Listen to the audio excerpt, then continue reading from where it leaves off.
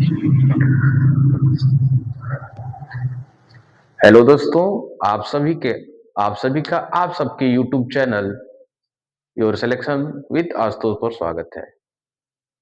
मैंने आप सभी को हड़प्पा सभ्यता पढ़ाया। हड़प्पा सभ्यता के बाद वैदिक सभ्यता आता है। मैंने आपको हड़प्पा सभ्यता में ये बताया था कि हड़प्पा सभ्यता कैसी सभ्यता है, तो ये नगरीय सभ्यता थी। आगे आपको वैदिक सभ्यता पढ़ा रहा हूँ। वैदिक सभ्यता ग्रामीण सभ्यता है। इसको मैं पॉइंट के आधार पर आपको समझाने का प्रयास करूंगा। देखिए, वैदिक सभ्यता को हम लोग 4 पॉइंट में बांट के पढ़ते हैं। तो मैंने आपको बताया कि वैदिक सभ्यता ग्रामीण सभ्यता थी। इस सभ्यता का निर्माण आर्यों के द्वारा किया गया था। आर्य भाषा सूचक शब्द है, प्रजाति सूचक शब्द नहीं है। आर्य का मतलब होता है श्रेष्ठ होता है। आर्यों की पहचान नार्डिक जनजाति के रूप में भारत में होती है। ये भारत की संभवतः अंतिम प्रजाति भी थी। नार्डिक प्रजाति को ही हिंदू सभ्यता का जनक भी कहा जाता है। अब हम लोग आर्यों के मूल निवास के बारे में पढ़ेंगे। आर्यों के मूल निवास या आर्य कहां से आए थे, इसमें विद्वानों में मतभेद है। डॉक्टर अविनाश, डॉक्टर संपूर्णानंद के मत के आधार पर यह माना जाता है कि आर्य का मूल स्थान सप्त सैंधव प्रदेश था। सप्त सैंधव प्रदेश जहां पर 7 नदियां प्रवाहित होती थी। उसको एक ट्रिक एस बाप, एक ट्रिक है 7 नदियों को याद करने का। एस बाप, ठीक है। इस ट्रिक के आधार पर यहाँ एस का मतलब होता है सिंधु, सरस्वती, शतुद्री। 3 नदियां एस की हो गई। 2 आपका भी से है। 2 आपका किससे है? भी से है। बिपाशा, व्यास। एक आपका ए से है, अस्कनी, और पी से परशुनी नदी। तो पहला मत है सप्त सिंधु प्रदेश आर्यों का मूल निवास। दूसरा, गंगानाथ झा का कहना है कि आर्य गंगा यमुना द्वाब के ब्रह्मर्षि प्रदेश से आर्य वहां निवास करते थे। तो ब्रह्मर्षि कहां पर है? गंगा यमुना के द्वाब में। तीसरा मत दयानंद सरस्वती का है। दयानंद सरस्वती ने अपनी पुस्तक सत्यार्थ प्रकाश दयानंद ने दयानंद सरस्वती ने अपनी पुस्तक सत्यार्थ प्रकाश में ये कहा था कि आर्य जो है तिब्बत से चलकर यहां पर आए थे। तो दयानंद सरस्वती की पुस्तक का नाम है सत्यार्थ प्रकाश। इसके बाद बाल गंगाधर तिलक का है कि आर्य उत्तरी ध्रुव से यहां पर आए थे। उन्होंने अपनी पुस्तक the Arctic home of the Aryan में ये बताया है आर्य उत्तरी ध्रुव से यहां पर आए थे। इसके बाद मैक्स मुलर का कथन है। मैक्स मुलर का मानना था, उन्होंने अपने मत को आधार बनाया था ऋग्वेद और इराकी एक पुस्तक है जिंदे अवस्था। ऋग्वेद में इंद्र, वायु, मित्र, असुर, इन देवताओं का वर्णन है। और इराकी जो ग्रंथ है जिंदे अवस्था, उसमें भी इंद्र, वायु, मित्र और असुर को अहुरमंदा जिंदे अवस्था में कहा गया है। इन दोनों के आधार पर मैक्स मुलर का मानना था कि आर्य मध्य एशिया की बैक्टीरिया से यहाँ पर आकर बस गए थे। इस आधार पर हमने सप्तसिंधु प्रदेश, ब्रह्मर्षि, तिब्बत, उत्तरी ध्रुव, मध्य एशिया की बैक्टीरिया के बारे में पढ़ा। इसमें तमाम विद्वानों का जो मत था मैंने आपको बताया। आगे वैदिक सभ्यता का काल निर्धारण मैं आपको बताऊंगा। देखिए दोस्तों, वैदिक सभ्यता का जो काल निर्धारण है वो अभिलेख व पुरातात्विक साक्ष्य के आधार पर है। अभिलेख के आधार पर 2 अभिलेख, एक है कस्सी अभिलेख, एक है बुगाचकोई अभिलेख। कस्सी अभिलेख इराक का है। इसका जो अनुमानित तिथि है 1600 बीसी है, 1600 ईसा पूर्व है। कस्सी अभिलेख के आधार पर ऐसा कहा जाता है ईरानी आर्यों की एक शाखा संभवतः यहाँ आके बस गई। बुगाशकोई अभिलेख एशिया माइनर, आधुनिक तुर्की, इसका जो अनुमानित तिथि है 1400 ईसा पूर्व है।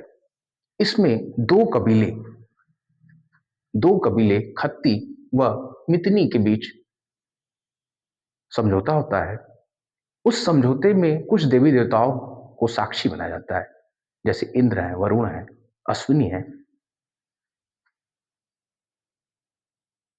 तो ऐसा इस अभिलेख के आधार पर यह माना जाता है कि आर्यों का जो काल निर्धारण है वो 1500-1400 ईसा पूर्व के आसपास है। इसमें अगला पुरातात्विक साक्ष्य के आधार पर इनके आगमन का तिथि या इनके काल निर्धारण का प्रयास किया गया है। तो पुरातात्विक साक्ष्य मृदभांड है। पुरातात्विक साक्ष्य का आधार क्या है? मृदभांड है। मृदभांड भी दो मिले हैं।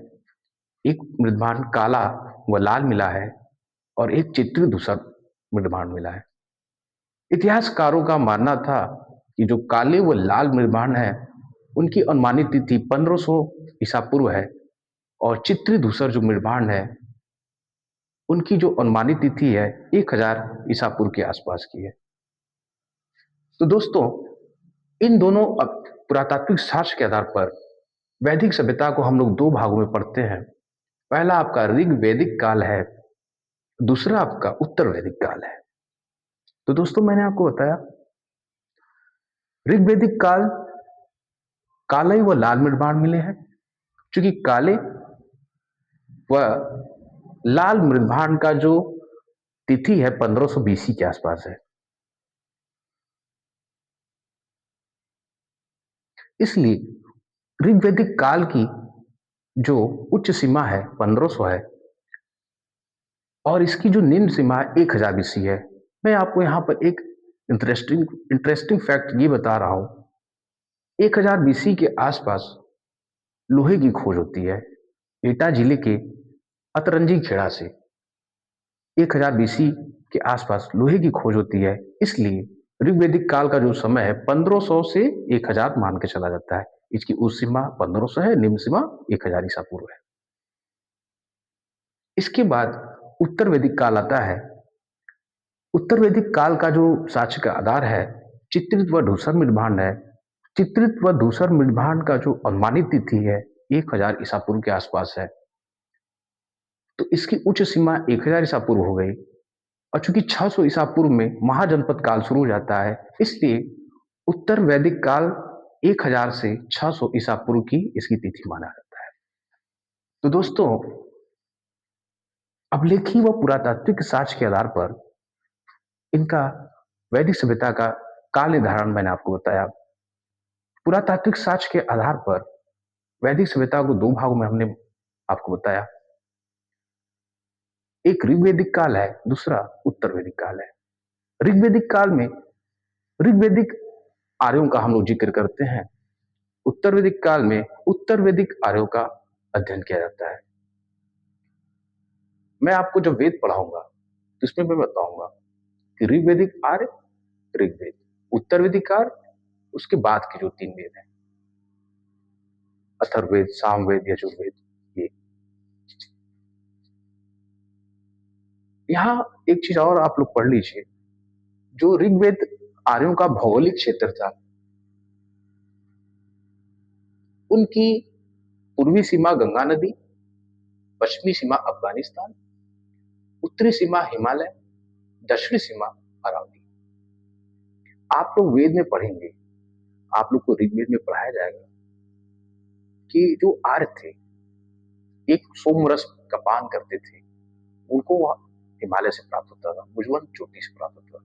इसलिए इसकी उत्तरी सीमा क्या है? हिमालय है।